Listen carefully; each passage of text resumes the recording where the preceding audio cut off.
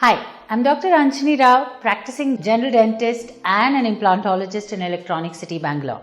We run two state-of-the-art dental centers in the region of Electronic City. We've been doing this for the last 15 years. There are documented cases of allergy to silica and a certain alloy that is present in stainless steel, but they are very few and far between.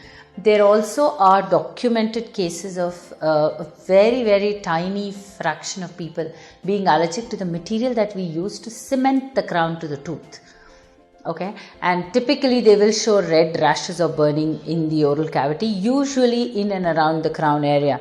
But it's a little difficult and challenging to diagnose because it may not appear immediately. So let's say it comes in a few weeks later.